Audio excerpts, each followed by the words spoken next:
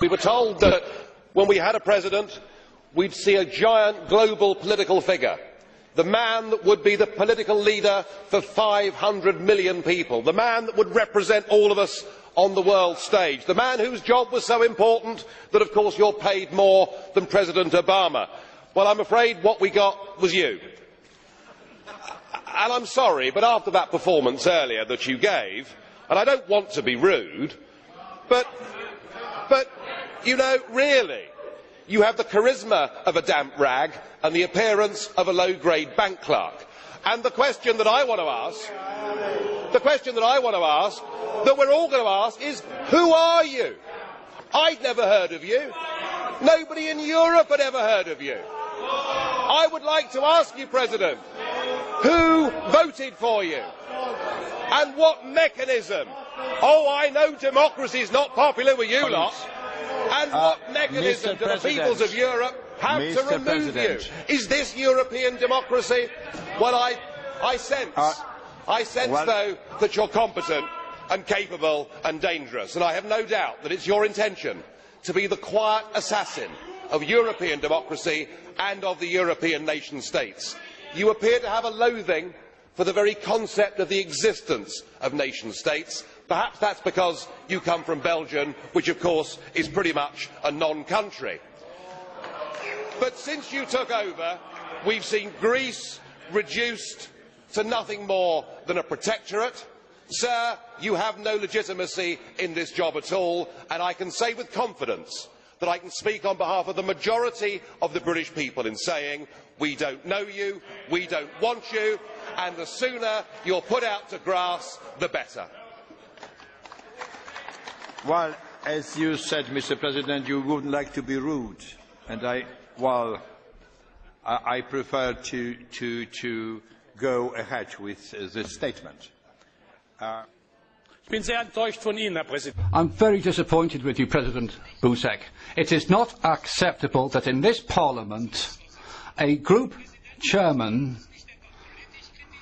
not only criticises the President of the Council, but calls him a wet rag.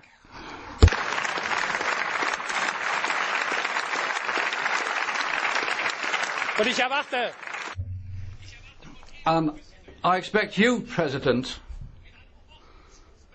to call this person to order. It's not right that this man should be able to trample over the dignity of this House. And Joseph Dole, it's not just a case of getting or allowing the UK to leave the EU. It would be better for Mr Farage to resign if the European Union and the European Parliament are such bad things in his eyes. Thank you, President. Just as I have said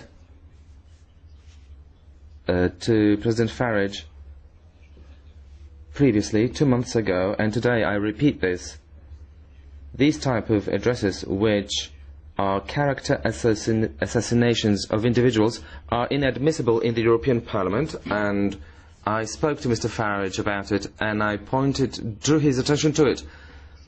Mr Schulz, I'd like to say that this is how I work, and that's my way of going about it.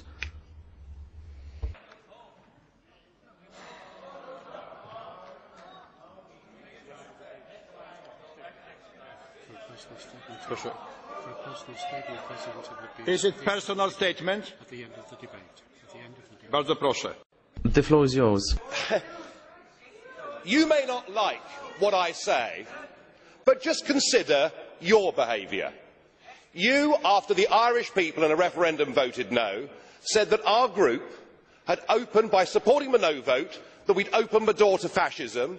You said that we had behaved as a group in the Parliament like Hitler and the Nazis in the Reichstag.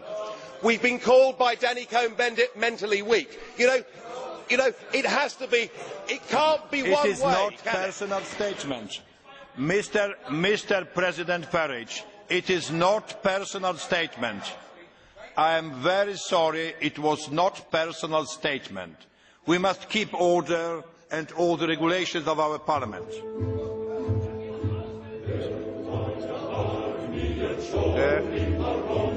The next.